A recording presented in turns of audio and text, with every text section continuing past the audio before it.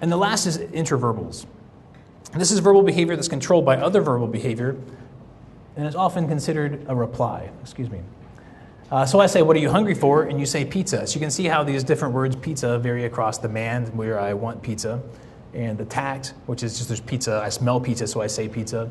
And this is me saying, what are you hungry for? And in reply to that, you say pizza, which is also going to serve as a man for you, but it's largely controlled by the fact that I asked you, what do you want?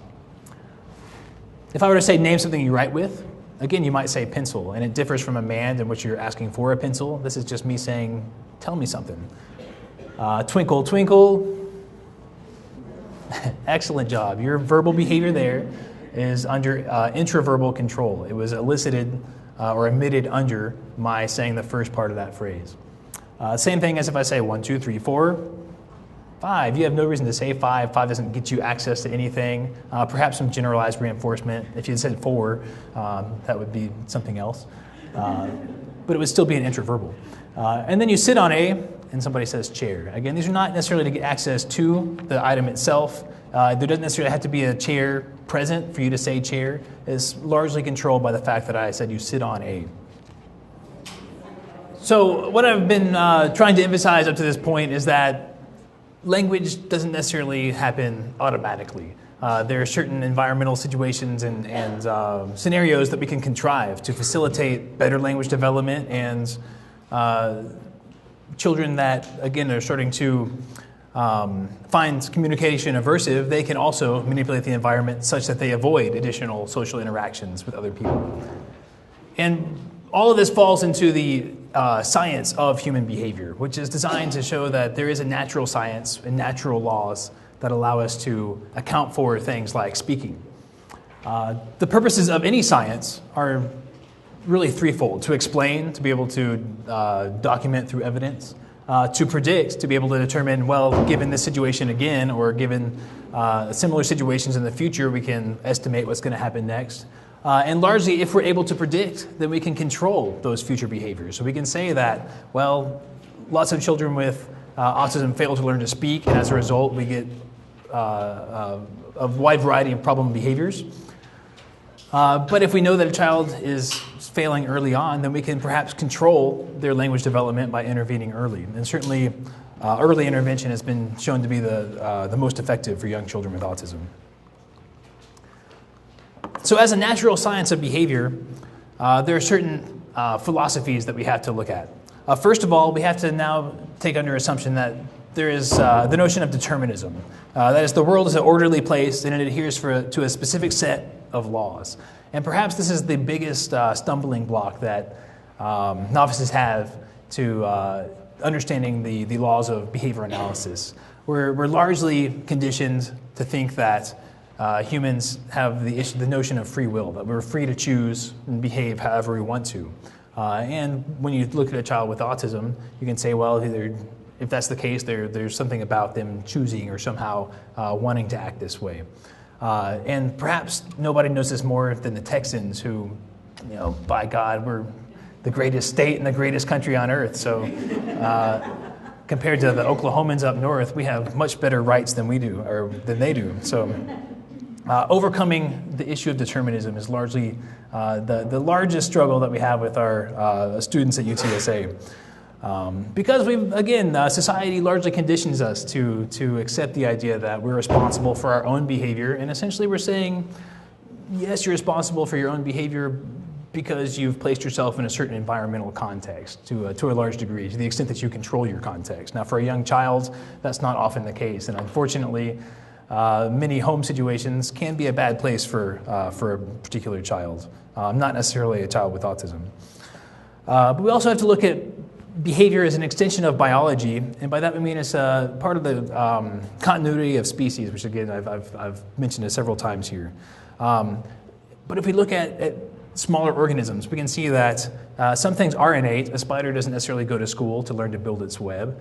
Those things are part of the genetic code, and over the lifetime of over the evolution of the species of spiders, those that do build webs have lived longer, and those have become more prolific than spiders that don't build webs, although not every spider builds a web, I know that.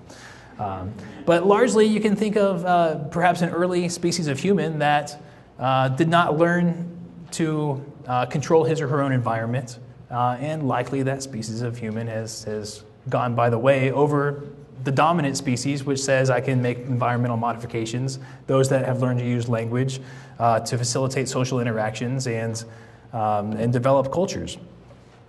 So certainly evolutionary theory comes into play, not necessarily over the entire lifetime of the species or the entire evolutionary environment of the species itself, but within the lifetime of the individual, we learn to adjust and change through operant conditioning. Again, a few years ago, nobody would have known how to use an iPad, but largely we were able to pick up on those things rather quickly, and it's not something that's necessarily in the genetic code, it's something that's in the environment. And what you're missing here is the word obeyed. Something happened with my slides here, so I apologize. Nature to be commanded must be obeyed was the philosophy of B.F. Skinner. So we can look at the causes of behavior and ask ourselves, why do people behave as they do? Well, we can say post hoc ergo propter hoc, which translates to after this, and therefore because of this. That is, our behavior somehow serves us as functioning species in the environment. Largely we've been looking at verbal behavior, but mechanical behavior serves us well too. And from this we have to ask ourselves, can internal sensations act as a cause of behavior? Can these internal notions, do I hit because I'm angry, or is that something more in the environment? Do I throw a tantrum because I'm frustrated, or is it because of the environmental context in which a tantrum perhaps serves a purpose? Largely, we're concerned with the rejection of folk psychology. And again, psychologists in the room, I apologize. Folklore is largely used to explain the unknown. It has been for years. You can look at beautiful folklore histories of Native Americans and other species, I don't say species, cultures, pardon me, other cultures as well. It used to be that we thought the Earth was the center of the universe, and we were able to explain that by saying that the sky rotated around the Earth. And through greater understanding of science, we learned that it's actually the opposite. The sky more or less stands still, and the Earth revolves through it. Folk psychology has also been used to explain much of human behavior, and through this we come up with the term explanatory fictions or circular explanations. And one of the greatest circular explanations goes back to that issue of, can internal events cause external actions? And we get this notion of the mind versus the body. And largely that's because of this, what we call covert verbal behavior going on inside of our heads when we think. We can certainly think without necessarily introducing that to the rest of the environment. But those thoughts and everything in our head is just part of the larger environment known only to yourself as the speaker. So we can think of things as, this goes on in my head and it controls what comes out of my body. Largely to an extent we're conditioned to do that, again, through TV shows in which we can hear the thought process of somebody going on, or we can imagine the brain as the mind or the spirit as the one driving the car, and the body as the actual physical object in motion. And a science of behavior is going to reject any type of dualism that separates what goes on inside the body from what goes on outside the body. And we're going to say that anything that happens internally can be traced back to previous external events, and ultimately it all comes down to a function of the environment. And perhaps the idea of folk psychology is perpetuated no greater than in the field of special education. So this is kind of hard to read on your slides. This is from a textbook on special education written by Julie Vargas, who is the daughter of B.F. Skinner. She was a fourth grade teacher for years, and she's talking about explanatory fictions. And then in this list, she says, this is the example of practicing teachers' explanations for why Peter spells correctly on Friday's test, but then misspells the same words in his compositions. And you'll see these are all considered to be explanatory fictions for the poor spelling behavior. You can see that he's careless about spelling. He's not motivated. He doesn't proofread. He isn't interested. He hasn't chosen to imply himself. He has a defeatist attitude. He doesn't associate. He's too intent on getting his own ideas down in creative writing. He doesn't correlate ideas. He doesn't try. He has perceptual problems. He doesn't hear sounds. He has a hearing problem. And certainly, many children with autism are first diagnosed or first thought to be in need of hearing aids or having a hearing problem before we determine that they have autism. What's wrong with all of these statements is that it doesn't actually explain the behavior itself. It simply provides a circular explanation. It's a way of restating the problem that we're seeing. So how do we know that he can't spell correctly? Well, because he's careless. How do you know he's careless? Because he can't spell correctly. It doesn't really necessarily further give us anything. It just restates it in another way. How do we know he doesn't proofread? Because he spells bad. How do we know that he spells bad? Because he has a defeatist attitude. And how do we know he has a defeatist attitude? Because he has poor spelling. So we can see that these internal constructs are often used as a way of actually functioning as a cop-out for the teacher. Nobody here says, because I didn't teach him how to spell right. Nobody says, because we taught him to spell on a test, but not in his compositions. They all place the Peter's difficulties back on Peter himself and say, well, it's just a part of who he is. It's up there in the brain somewhere, in the mind. And in doing so, it allows the teacher to escape some of the aversive stimulation that they would otherwise say, well, it's because I need to teach Peter better. I need to provide him with more practice or whatever else.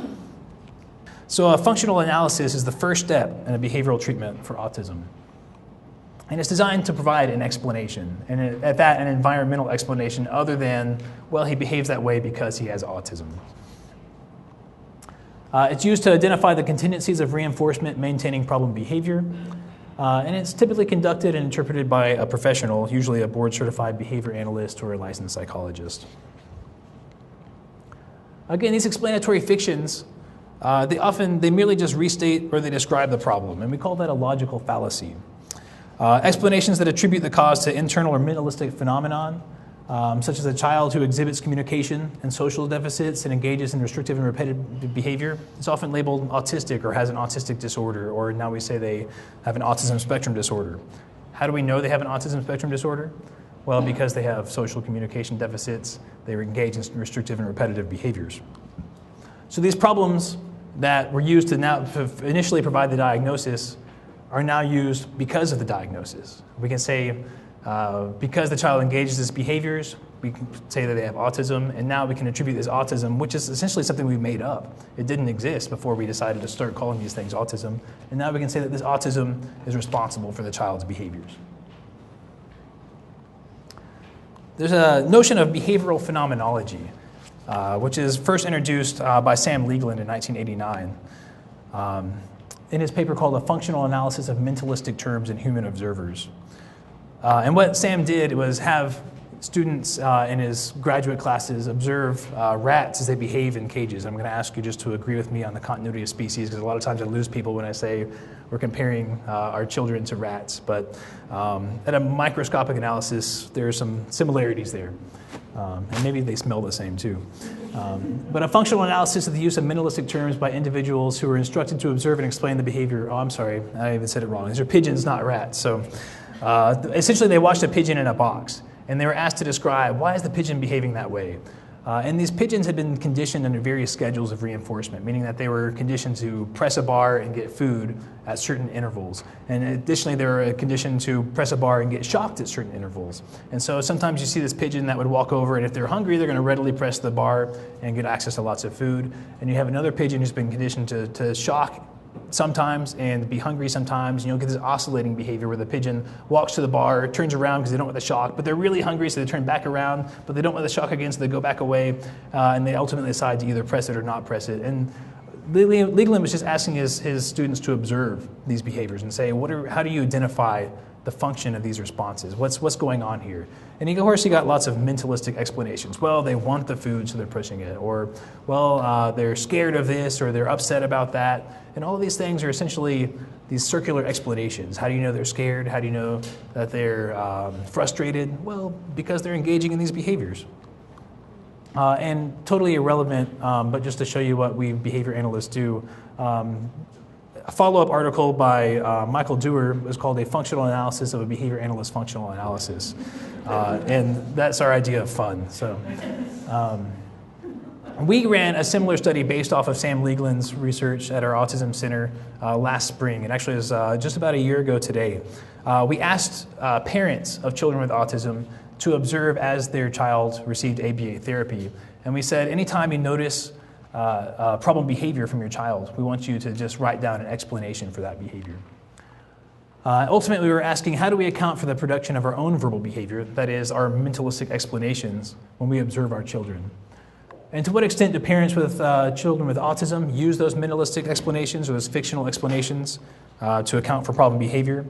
And then how do these explanatory fictions in general function for the person who emits them? In our first experiment, we had a 5-year-old male who was diagnosed as pervasive development disorder not otherwise specified. And if you're familiar with verbal behavior treatment, there's a protocol that's generally used called the VB-MAP, is the Verbal Behavior Milestones Assessment and Placement Program. And he was identified as a level 2 to 3 kid. There are 3 phases. Young, very low performers would be level 1 on the VB-MAP. High performers would be a level 3. So this kid had some skills that were moderate to high across his different verbal repertoire. And in fact, because you guys are now experts at mands and tacts and intraverbals, this kid was really pretty interesting because he could label everything in the environment, but he couldn't ask you for access to something. He could say, that's a chair, that's a paper, that's a pen, that's a water fountain, whatever else, but he couldn't necessarily request access to those. So we can actually see how these verbal operands break down by function. It's the same word, just under different conditions, he couldn't emit those same responses. The problem behaviors we saw with this kiddo were tantruming and non-compliance, which is kind of a unfortunate problem behavior because it's dependent on somebody else being there to ask the child to engage in a particular activity. But largely, we see lots and lots of non-compliance as a function of poor discrimination skills, both visually and auditorily, on the part of the child with autism. This child received functional communication training and social skills instructions in our behavior analysis laboratory, again, down at UTSA's downtown campus. He was provided with 1.5 hours a day of ABA therapy for 4 days a week for 15 weeks. And the therapy was provided by a graduate student who was learning about the principles of behavior analysis and who was supervised by a board-certified behavior analyst. So during each observation session, parents were seated in a large open room where their child received the services. Each parent was provided with a legal pad and pencil as well as a stopwatch. And they were instructed to record any explanation for any behavior they perceived to be problematic. So this is what we call free operant responding. We told them to simply, you tell us what's problematic. Let us know when a problem behavior occurs and provide an explanation for that behavior. And the specific directions that we provided were these. We said, in this experiment, your task is to observe behavior and explain it in any way you like. I'd like for you to explain any instance of problem behavior that you see from the child throughout the duration of the session. You can use any kind of explanation of problem behavior you like, using whatever terms or phrases are comfortable to you. There's absolutely no right or wrong explanations for the behavior. Whatever kind of explanation you choose will be fine. But we noted that I'm more interested in an explanation than a simple description of the behavior, except insofar as your description may aid you in your explanation.